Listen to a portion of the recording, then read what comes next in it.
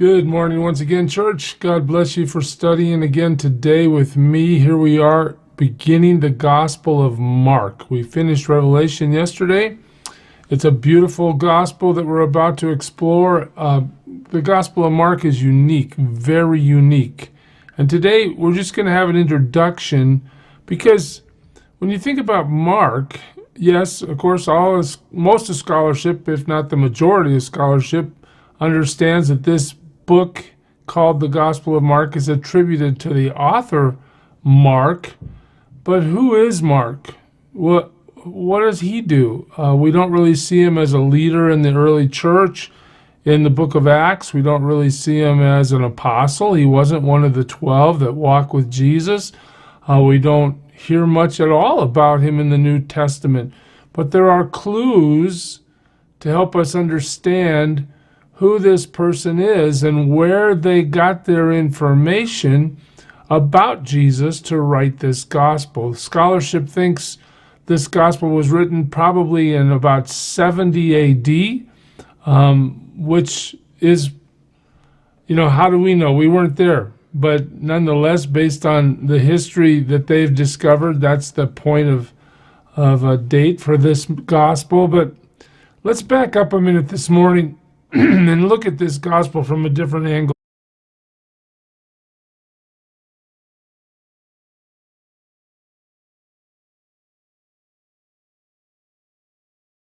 When you look at the first verse of the Gospel of Mark, it starts very simply. Mark just says, look, in the beginning of the gospel of Jesus Christ, and he gives Jesus really two titles. He's the Christ, and here he's called the Son of God. What we're going to find as we go through Mark is that Mark is very condensed. He omits many of the large discourses where Jesus gives long sermons. In the Gospel of Mark, that's hardly ever found, only a couple of times. Okay, and so we might call the Gospel of Mark almost like the Reader's Digest version or the Cliff Notes of the life of Jesus. He has condensed his gospel, and he's rapid fire as he describes the events of Jesus' life. But I want you to see something as we begin this morning. You've been to games maybe where you've entered a stadium. Okay, so you look at the game from whatever perspective you are sitting in the stadium. I just wanted to relate this to the gospel writers. Say Matthew's on this side of the stadium and he's looking at the life of Jesus. Well, he's going to see it from a different perspective. He's going to record some things that are unique to him, but the life of Jesus is the life of Jesus, and it's the same event after event, so he's going to have things in common. If you expand this idea, maybe you would look at Luke as on the other side of the stadium. He's going to see the same life of Jesus, like the participant in the stadium would see the same game, right? He would record the same game, but he would see it from a different angle, a different viewpoint, adding some things, not including other things. Well, Mark is sort of I guess we'll put him down here in the end zone.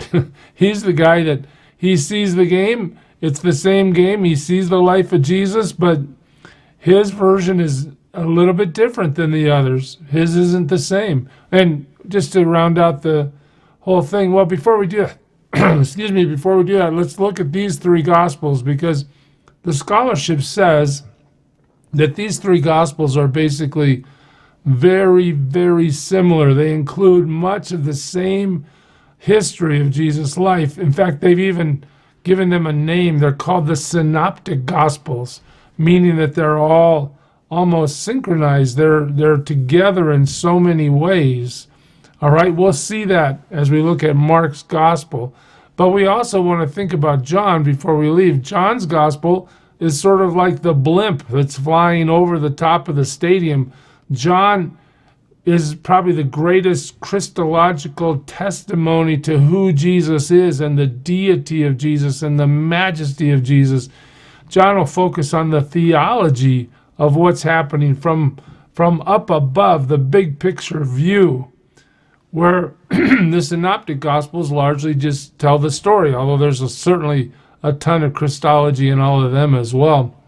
All right, so that's what we're looking at. So how do we figure out who this man named Mark is?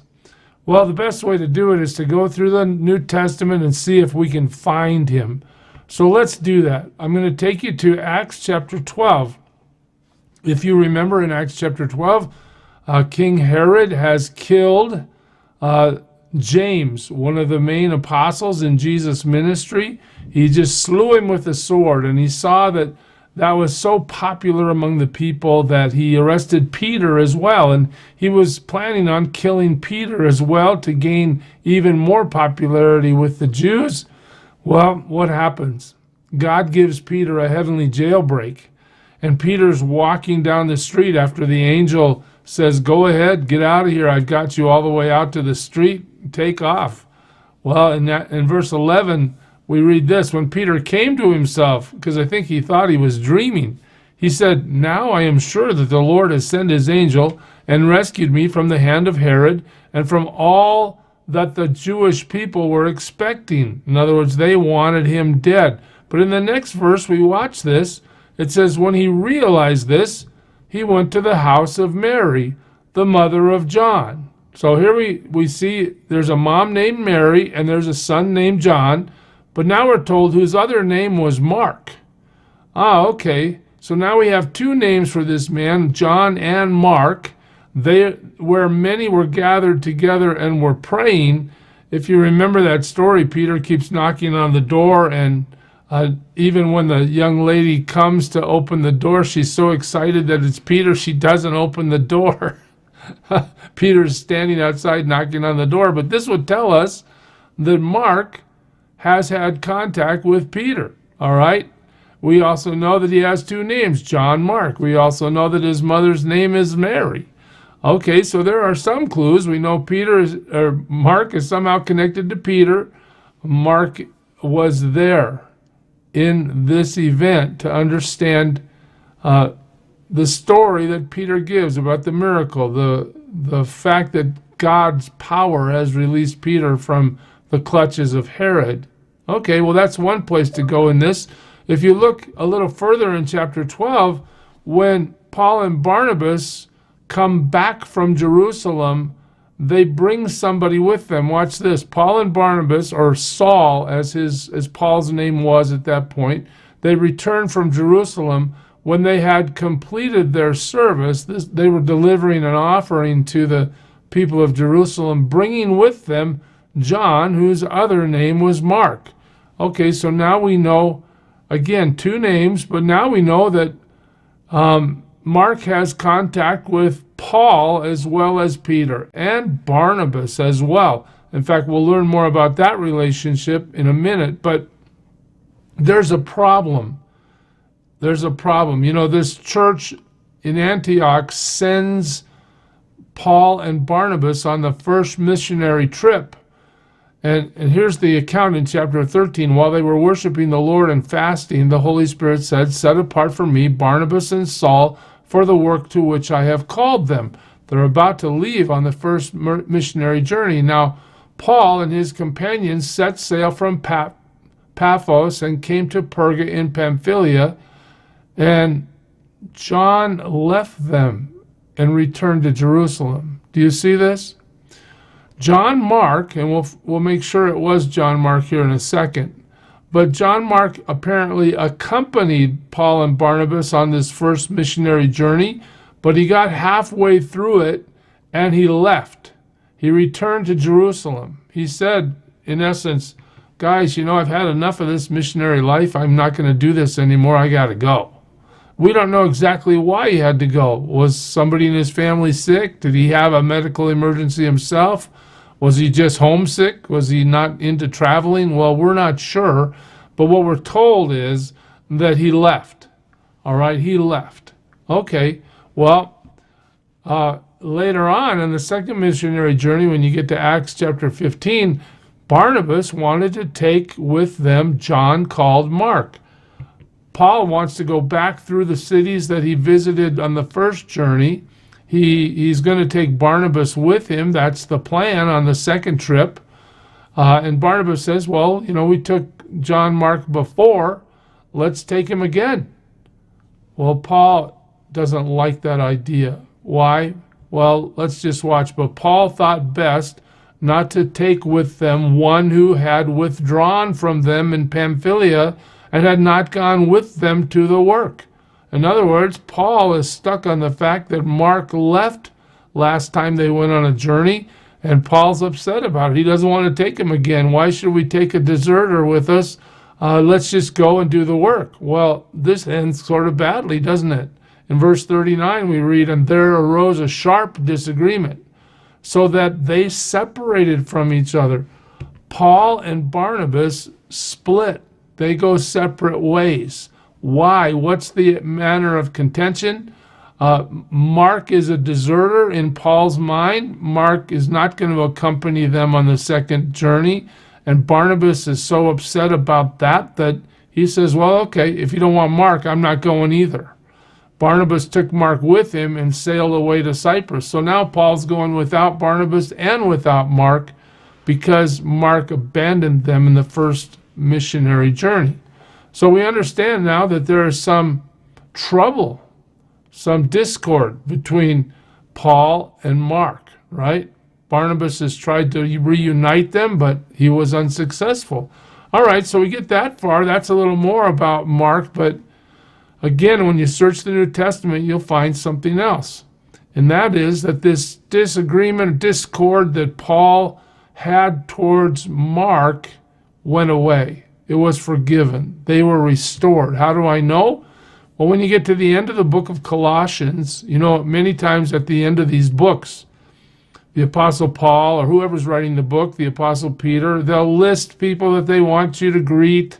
They might mention the plans of where they're going. They might mention personal things about what they're going through at the present time. Well, here at the end of the book of Colossians, we read that Aristarchus, my fellow prisoner, greets you. We know then what? That Paul's in prison. We know Paul wrote the book to the church at Colossae, so we know this is Paul speaking.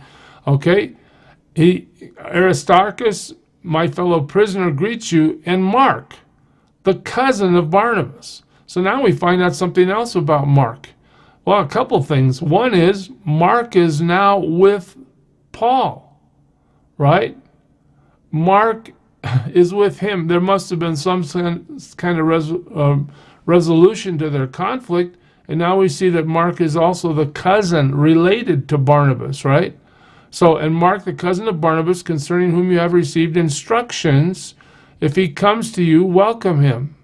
Okay, so Mark is sending greetings to the church at Colossae while Paul is in prison, and Mark is obviously with Paul again to do that, to get that accomplished.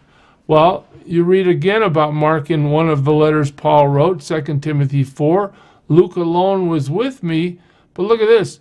Get Mark and bring him with you, for he is very useful to me for ministry. So now Paul's not only in the presence of Mark, having reconciled with him, but now Paul is understanding the value of Mark in terms of his ability to follow Jesus as a minister and keep things moving forward, right?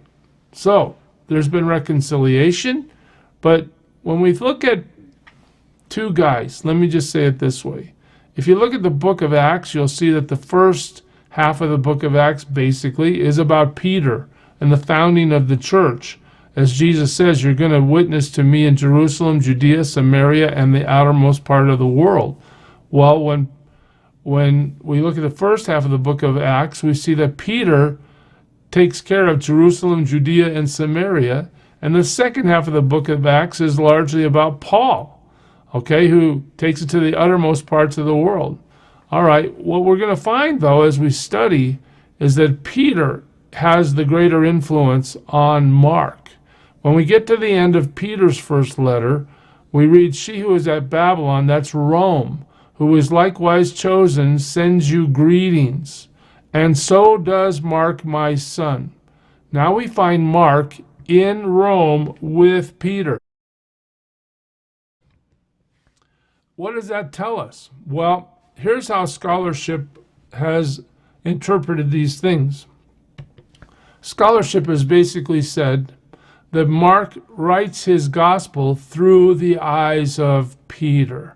That this time that Mark spends with Peter is the time where he hears the first-hand accounts of Jesus' life, and he writes as Peter helps him understand the things that Jesus does in the ministry of Jesus. Okay, so we know what? Mark was around in the early church. He really didn't have any big position that we know of. He wasn't a preacher that we know of. He wasn't a teacher. Well, maybe he was. There's a hint of that in one of the verses we saw today. Was he an apostle? No, but God decided to use him to write this concise, to-the-point gospel. It's amazing. God will use anybody God wants to use, right? That's how God works. So we're going to go back to the beginning, Mark 1:1. In the beginning of the gospel of Jesus Christ, the Son of God. Again, this is where Mark begins. This is where we're going to start in our next study to try to unpack the basic points that Mark makes about the life of Jesus Christ. Buckle up. This is going to be a great study for us. I think we will see Jesus from a whole new light as we watch Mark describe him to us. I look forward to it. I hope you join me again for the next study, and I'll see you then. God bless you. Serve him well today.